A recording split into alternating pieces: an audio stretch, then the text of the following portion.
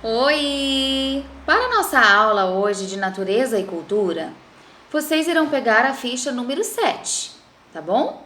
Lá na ficha número 7 está pedindo para fazer uma nova observação nos feijões. Lembra dos feijões que nós plantamos? O primeiro feijão era para ficar dentro de casa. O segundo era para ficar fora de casa ou em uma janela. Se morar em apartamento e não puder deixar fora, né? Pode deixar na sacada ou em uma janela, tá?